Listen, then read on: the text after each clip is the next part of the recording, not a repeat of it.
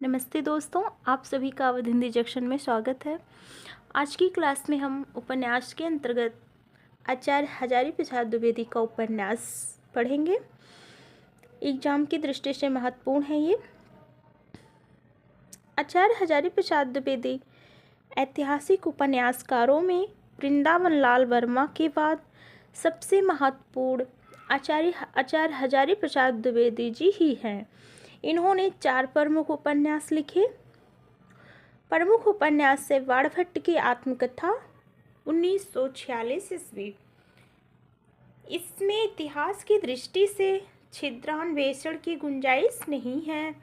इसमें शिल्प गति प्रयोग, मिथकीय संरचना और गहन जीवन दर्शन के कारण हिंदी का एक अप्रतिम उपन्यास ठहरता है।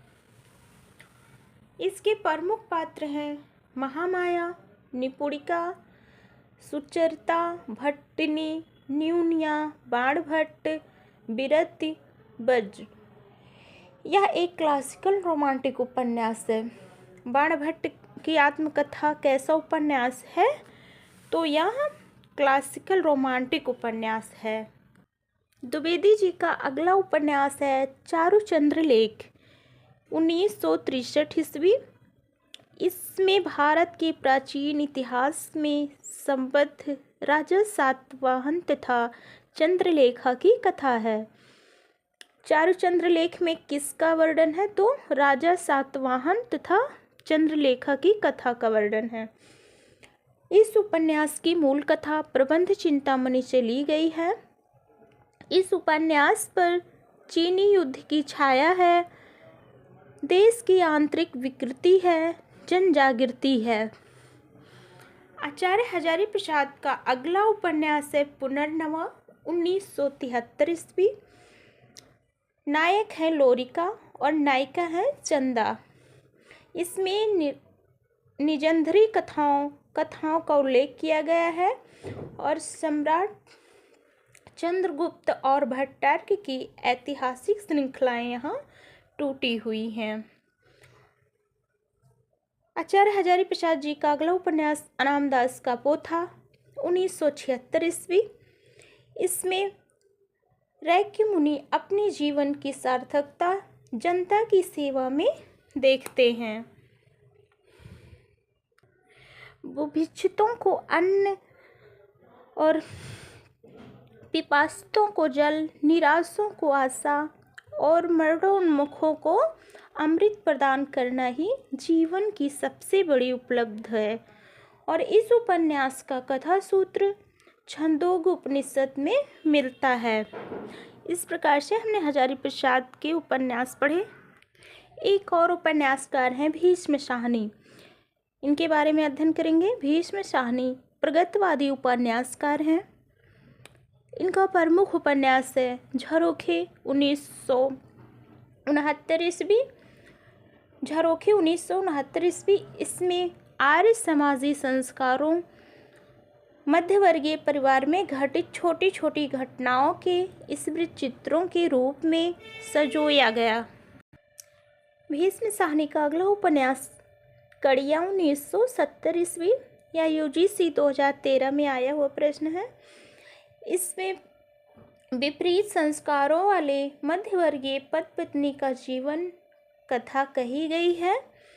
इसमें विवाहिता पत्नी परमिला के अतिरिक्त दफ्तर की एक लड़की सुषमा के प्रति प्रेम के कारण परिवार के कड़ियों की टूटने की कहानी है। भीष्म साहनी का अगला उपन्यास है तमस।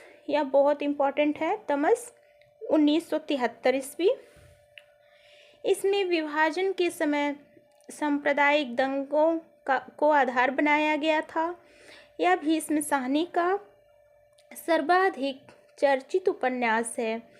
इसमें 1947 ईस्वी के मार्च अप्रैल में हुए भीषण सांप्रदायिक दंगों के 5 दिनों की कहानी है।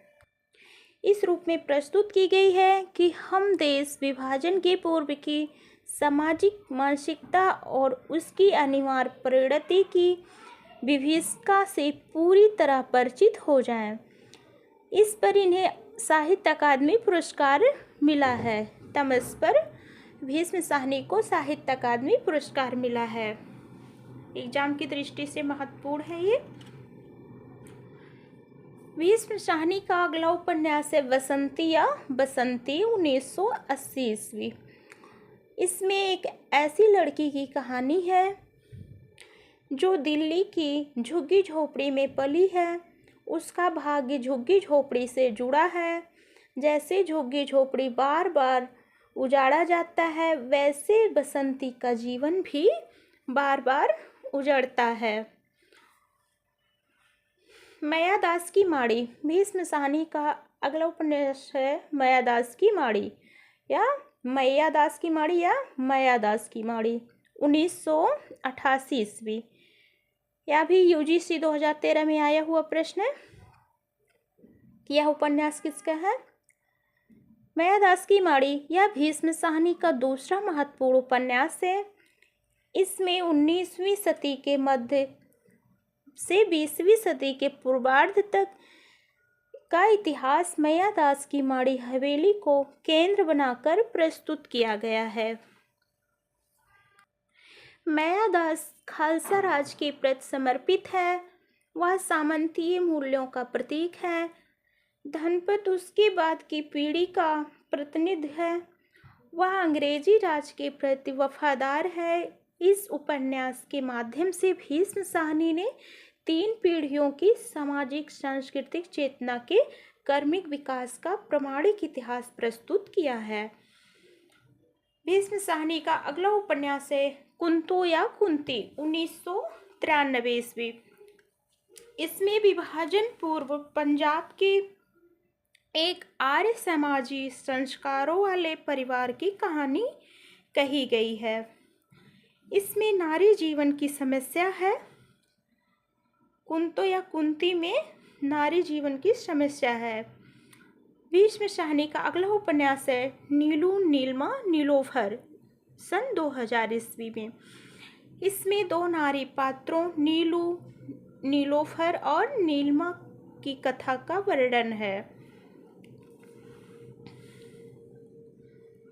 नीलू नीलमा नीलोफर सन 2000 ईस्वी में लिखा गया। इसमें 2 नारी पात्रों नीलू और नीलमा की कथा का वर्णन है।